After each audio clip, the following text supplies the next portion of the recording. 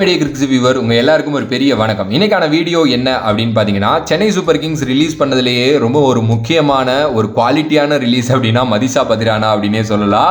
S, வர IPL action 2026 Matheesha பத்திரானாவை எந்த team எடுக்க போறாங்க அப்படிங்கிறதை தான் நான் ரொம்ப எக்ஸைட்டடா வெயிட் பண்ணிட்டு இருக்கேன். மதிஷா பத்திரானா எஸ் 13 கோடிக்கு வந்து பாத்தீங்கன்னா ஐபிஎல் 2025 ஆக்ஷன்ல சிஎஸ்கே அவர் ரீடைன் பண்ணாங்க.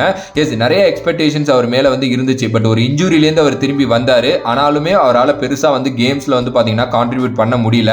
13 விக்கெட் 12 கேம்ல ஆவரேஜ் 32, எக்கனாமி 10. ரொம்ப ரொம்ப ரொம்ப மோசமான ஒரு சீசனா அவருக்கு அமைஞ்சிச்சு.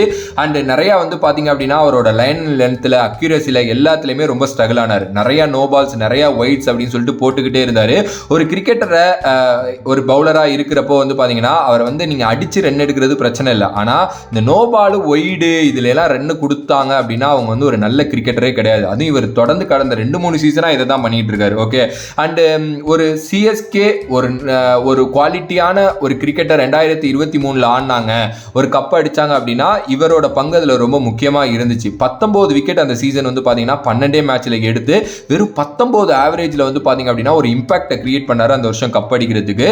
எஸ், பட் அதே இம்பாக்டை அடுத்தடுத்து அவர் பண்ணாரா அப்படின்னா கிடையவே கிடையாது அப்படின்னு தான் நான் சொல்லுவேன்.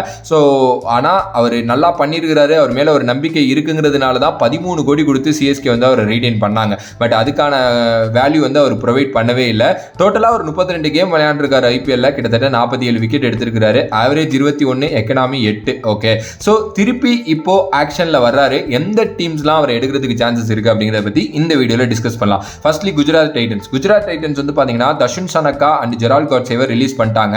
எஸ், அவங்க வந்து ஒரு ஸ்ட்ராங்கான இந்தியன் கோர் பேசர்ஸ் வந்து பாத்தீங்க அப்படின்னா ரீடைன் பண்ணிருக்காங்க. சிராஜ் இருக்காரு, பிரசித் கிருஷ்ணா இருக்காரு, அண்ட் சீனியர் ப்ரோ நம்மளோட இஷாந்த் சர்மா இருக்காரு. ஹவவர் த நோட்டபுள் ஓவர்சீஸ் ஃபேஸர் வந்து அவங்களோட ஸ்குவாடில் வந்து ககிசோ ரபாடா மட்டும்தான். ஸோ ரபாடா வந்து பார்த்தீங்க அப்படின்னா என்டையர் சீசன் லாஸ்ட் இயர் வந்து அவர் விளையாடவே இல்லை, ஃபியூ கேம்ஸ் தான் விளையாண்டாரு. ஸோ அப்பையில வந்து ரொம்ப டிஃபிகல்ட்டாக இருந்துச்சு குஜராத் டைட்டன்ஸுக்கு, அவர் இல்லாமல் ரொம்ப கஷ்டப்பட்டுக்கிட்டு இருந்தாங்க. ஓகே, அதனால தான் வந்து இந்த கோட்ஸே அதுக்கப்புறம் கரீம் ஜனத் இவங்களெல்லாம் வச்சு ஆடி பார்த்தாங்க. பட் அது ஒரு இன்எஃபெக்டிவாக தான் அவங்களுக்கு இருந்துச்சு. ஏன்னா லிமிடெட் கேம்ஸ் தான் அவங்களுக்கு கொடுக்க முடிஞ்சிச்சு.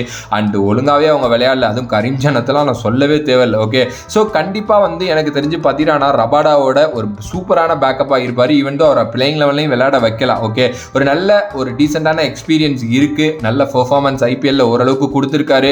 பட் எனக்கு தெரிஞ்சு டைட்டன்ஸ் மாதிரி ஒரு டீமுக்கு அவர் கண்டிப்பா செட் ஆவாரு அப்படின்னு நினைக்கிறேன். இவர் சேர்றது வந்து அங்க இருக்கிற ஓவர்சீஸோட ஃபேஸ் அட்டாக்கு ஒரு நல்ல வலு சேர்க்கிற ஒரு விஷயமா வந்து அமையும். ஸோ எனக்கு தெரிஞ்சு குஜராத் டைட்டன்ஸ் கண்டிப்பா மதிஷா பத்திரானாவை டார்கெட் பண்றதுக்கு நிறைய சான்சஸ் இருக்கு. அதுக்கு அடுத்தபடியா எல்எஸ்ஜி வந்து பாத்தீங்கன்னா லாஸ்ட் டைம் அவங்க ரொம்பவே ஸ்ட்ரகிள் ஆனது அவங்களோட பவுலிங் யூனிட், அது ஃபாஸ்ட் பவுலிங் யூனிட் மட்டும்தான். எஸ், அவங்கள்ட்ட வந்து பாத்தீங்கன்னா ஒரு நல்ல ஃபேஸ் அட்டாக் இல்லவே இல்லைங்க. நிறைய பேர் இன்ஜுரி ஆயிட்டாங்க. முகமது சமியையும் அர்ஜுன் டெண்டுல்கரையும் வந்து பாத்தீங்கன்னா இப்போ ட்ரேட் பண்ணியிருக்காங்க. நல்ல ஒரு ட்ரேட் அப்படின்னு நான் சொல்லுவேன் முகமது சமி அவங்க பண்ணது.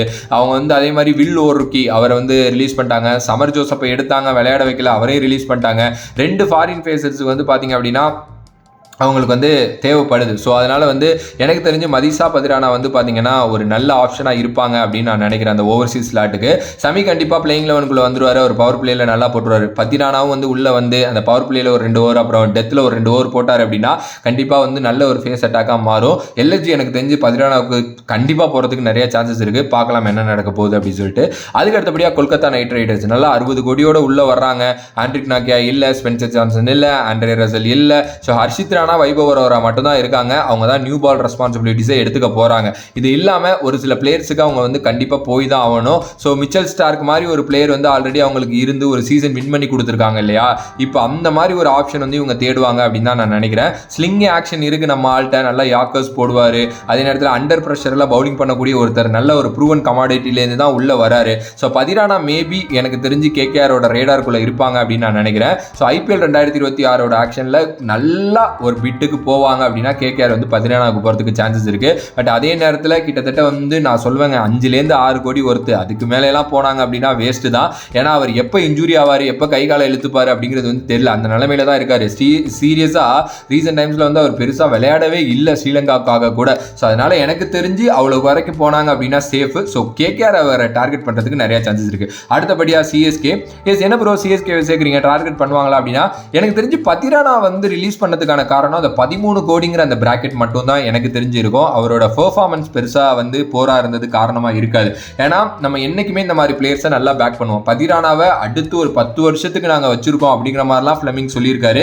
ஈவன் தோ ருத்து கூட சொல்லியிருக்காரு. அப்படிப்பட்ட ஒரு பிளேயரை ரிலீஸ் பண்ணியிருக்காங்க அப்படின்னா திருப்பி விட்டு எடுப்போம் அப்படின்னு தான். ஈவன் தோ எனக்கு தெரியும், உங்களுக்கு எத்தனை பேருக்கு தெரியும் தெரியல, ட்ரேடில் பதிரானாவை நிறைய பேர் கேட்டிருக்காங்க. ஸோ ஆனால் இவர் சிஎஸ்கே வந்து மறுத்துட்டாங்க. இல்லை கொடுக்க முடியாது அப்படின்னு சொல்லிட்டாங்க. ஏன்னா ட்ரேட் பண்ணிட்டு அவங்களால திருப்பி வாங்க முடியாது. ஸோ பதிரானா வந்து சிஎஸ்கேக்கு தேவை அப்படின்னு தான் நான் நினைக்கிறேன். ஆனால் 13 கோடி பிராக்கெட்டில் தேவையில்லை. மேபி நான் சொன்ன மாதிரி ஒரு 5லேருந்து 6 இல்லை 7 வரைக்கும் கூட புஷ் பண்ணி பார்க்கலாம். ஸோ அதனால ஆக்ஷனில் விடுவோம். எந்த அளவுக்கு போய் எடுக்க முடியுதோ எடுப்போம். ஏன்னா ஒரு 3-4 கோடி கம்மியாக எடுத்தா கூட அது வந்து சிஎஸ்கேக்கு லாபம் தானே. எனக்கு தெரிஞ்சு அப்படி தான் யோசிச்சிருக்காங்க அப்படின்னு நான் நினைக்கிறேன். ஸோ பதிரானாவுக்கு ஆட்டோமேட்டிக்காக சிஎஸ்கே கையை தூக்குவாங்க, போவாங்க. ஓரளவுக்கு அவங்க வந்து ஒரு பட்ஜெட் வச்சு தான் வருவாங்க. ஸோ மறுபடியும் சிஎஸ்கே பதிரானாவை டார்கெட் பண்ணுறதுக்கு நிறையவே சான்சஸ் இருக்கு மக்களே. அதில் மாற்றுக்கிறதே கிடையாது. மேபி கம்மியான விலையில கிடைச்சிட்டாரு அப்படின்னா சூப்பராக தூக்கிட்டு உள்ள வந்துருவாங்க. அதுலயும் மாற்றுக்கிறது கிடையாது. பட் அந்த 13 கோடிங்கிறது ரொம்ப அதிகம். அதனால தான் இது பண்றாங்கன்னு நினைக்கிறேன். பார்க்கலாம், வெயிட் பண்ணி என்ன நடக்க போகுதுன்ட்டு. ஸோ சிஎஸ்கே கண்டிப்பாக பிட் பண்ணுவாங்க பதிரானாவுக்கு. அது வந்து பார்க்கலாம். ஓகேவா?